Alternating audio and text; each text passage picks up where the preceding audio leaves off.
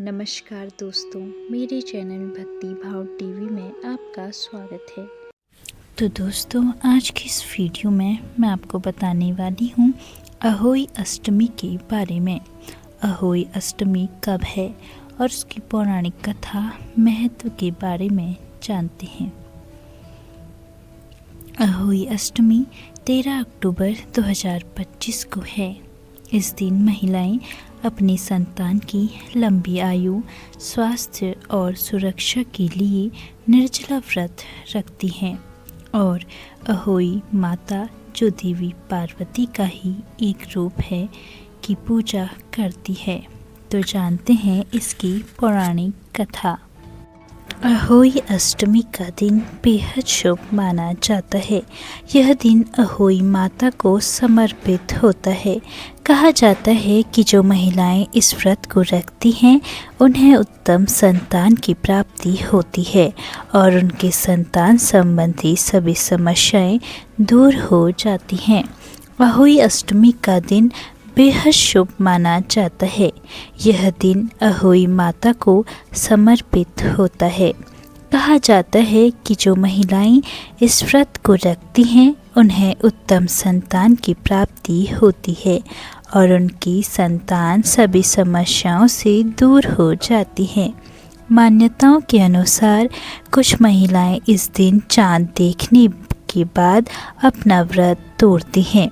हालांकि यह व्रत कथा सुनने के बाद ही पूरा माना जाता है, इसीलिए पूजा के बाद अहोई माता की कथा अवश्य पढ़ें, जो इस प्रकार है।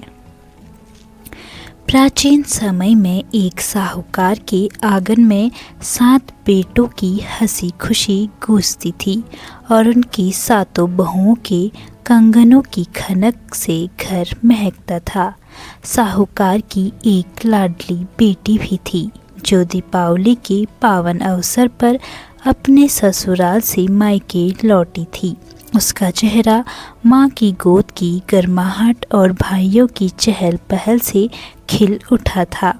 दीपावली की तैयारी में घर को सजाने के लिए 7 भाभियों मिट्टी लाने जंगल की ओर निकली और उनके पीछे पीछे साहूकार की बेटी भी उत्साह से चल पड़ी। जंगल में जहाँ साहूकार की बेटी मिट्टी खोद रही थी, वहाँ एक शाही अपने नन्हे बच्चे के साथ रहती थी। अनजाने में बेटी की खुरपी से शाहू का एक मासूम बच्चा घायल हो गया और उसकी सांसें थम गई। शाहू का हृदय दुख से फट पड़ा।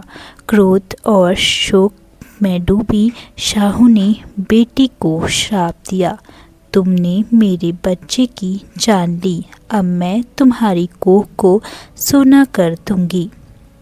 यह सुनकर साहूकार की बेटी का दिल कांप उठा। वह अपनी 7 भाभियों के पास दौड़ी और आंसुओं से भीगी आंखों से विनती करने लगी, भाभी, मेरी इस भूल का बोझ मेरे नाजुक कंधों पर मत डालो। मेरे बदले अपनी कोख बंधवा लो। मेरे सपनों को बंजर होने से बचा लो। एक एक कर सभी भाभियों ने उसकी विनती सुनी। ममता और करुणा से भरा था। आगे आई, उसने कहा, ननद, तुम्हारी खुशी मेरे लिए सबसे अनमोल है। मैं यह श्राप अपने ऊपर ले लूँगी। छोटी भाभी के इस बलिदान ने सभी के दिलों को छू लिया, पर उसका जीवन दुखों की आदि में उलझ गया। उसके गर्भ से जो भी बच्चा जन्म लेता, 7वें दिन उसकी सांसें थम जाती। 7 पुत्रों को एक एक कर खोने का दर्द उसके हृदय को चीर गया। आंसुओं में डूबी वह पंडित के पास पहुंची और अपने दुख का कारण पूछा।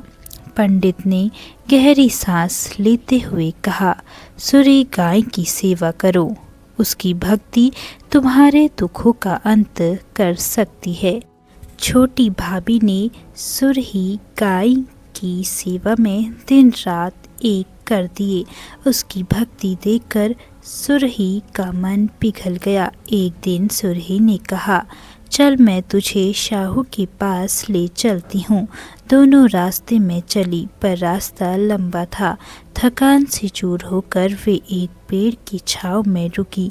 तभी छोटी भाभी की नज़र एक भयानक दृश्य पर पड़ी।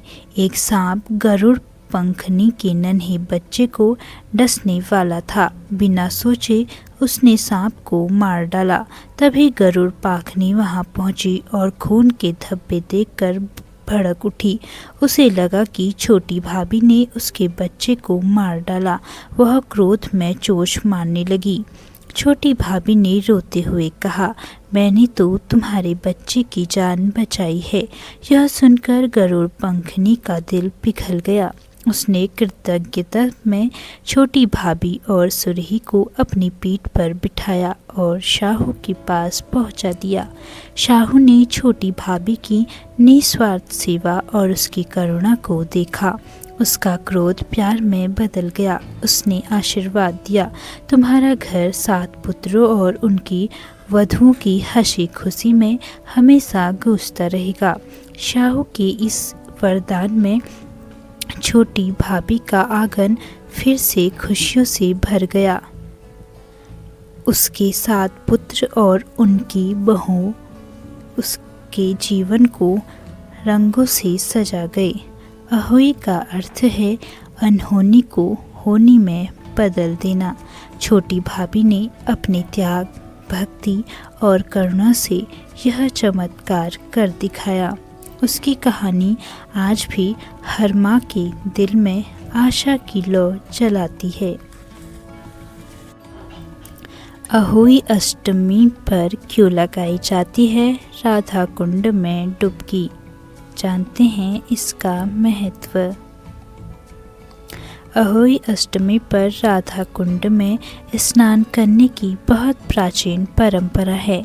अहोई अष्टमी के दिन हजारों लोग इस कुंड में स्नान करने के लिए मथुरा पहुंचते हैं। मान्यता है कि अहोई अष्टमी के दिन राधा कुंड में स्नान करने से संतान सुख की प्राप्ति होती है। इस मौके पर आधी रात को इस पवित्र कुंड में डुबकी लगाने से राधा कृष्ण का आशीर्वाद मिलता है और निसंतान दंपतियों को संतान सुख मिलता है।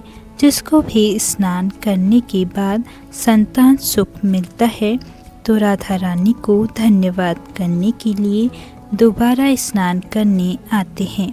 मान्यता ये भी है कि इस कुंड में स्नान करने से व्यक्ति अपने पापों से मुक्त हो जाता है। पौराणिक कथाओं के अनुसार कंस ने श्री कृष्ण का वध करने के लिए अरिष्टासुर नामक दैत्य को भेजा था। उस समय अरिष्टासुर गाय के बछड़े का रूप धारण करके श्री कृष्ण की गायों के बीच में शामिल हो गया और उन्हें मारने के लिए आया। श्री कृष्ण ने उस दैत्य को पहचान लिया और उसका वध कर दिया। इस कारण भगवान श्री कृष्ण पर गौहत्या का पाप लग गया। अपने इस पाप से मुक्ति पाने के लिए श्री कृष्ण ने अपनी बांसुरी से एक कुंड बनाया और सभी तीर्थ स्थानों के पानी को वहां इकट्ठा कर दिया। श्री कृष्ण ने पाप से मुक्ति पाने के लिए इस कुंड में स्नान किया। इस कुंड के बगल में ही राधा जी ने अपने कंगन से एक कुंड का निर्माण किया और फिर इसमें स्नान किया। इसी को राधा कुंड कहते हैं। भगवान श्री कृष्ण ये देखकर प्रसन्न हुए और उन्होंने राधा रानी को वरदान दिया कि जिस भी दंपति को संतान सुख नहीं मिल रहा वह संतान प्राप्ति के लिए अहोई अष्टमी के दिन इस कुंड में स्नान करे। तभी से इस कुंड में संतान प्राप्ति के लिए अहोई अष्टमी पर स्नान करने की परंपरा चली आ रही है। अहोई अष्टमी का हिंदू धर्म में विशेष महत्व है।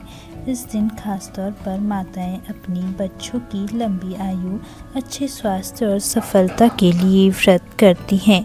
यह व्रत कार्तिक मास के कृष्ण पक्ष की अष्टमी तिथि को रखा जाता है। 13 अक्टूबर को इस साल यह व्रत पड़ रहा है। इस दिन माताएं दिन भर निर्जला व्रत रखती हैं और शाम को तारों के दर्शन करके उन्हें अर्घ्य देने के बाद व्रत का पारण करती हैं।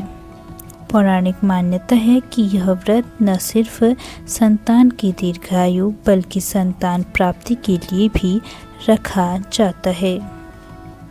अहोई अष्टमी पूजा विधि। अहोई अष्टमी के दिन सुबह जल्दी उठकर स्नान करें और साफ वस्त्र पहने। सूर्य देव को जल अर्पित करने के बाद व्रत का संकल्प लें। पूरे दिन भर निर्जला व्रत रखें। शाम को पूजा के स्थान पर अहोई माता का चित्र बनाएं या बाहर से तस्वीर भी ला सकते हैं। पूजा के शुभ मुहूर्त पर दीपक जलाकर अहोई माता से अपने बच्चों की लंबी आयु की कामना करती हैं।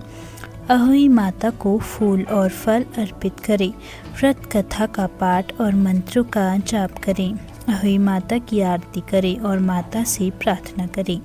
माता को पूरी, हलवा, खीर, मिठाई और गुलगुले का भोग अर्पित करें। रात को तारे देखकर उन्हें अर्घ्य दें और व्रत का पारण करें। इस दिन दान करना भी बहुत शुभ माना जाता है। अहोई अष्टमी का शुभ मुहूर्त क्या है? अष्टमी तिथि की शुरुआत 13 अक्टूबर को रात 12:24 पर होगी। अष्टमी तिथि का समापन 14 अक्टूबर को रात 11:09 पर होगा। पूजा का शुभ मुहूर्त शाम 5:53 से शाम 7:08 तक रहेगा। तारे देखने का समय शाम 6:17 तक। तो दोस्तों, कैसी लगी आपको यह जानकारी? कमेंट करके ज़रूर बताएं। ऐसी ही बहुत सारी कहानियों, कथाओं और जानकारियों को सुनने के लिए मेरे चैनल को सब्सक्राइब करें। और आप इस वीडियो को कहां से देख रहे हैं, कमेंट करके ज़रूर बताएं। धन्यवाद।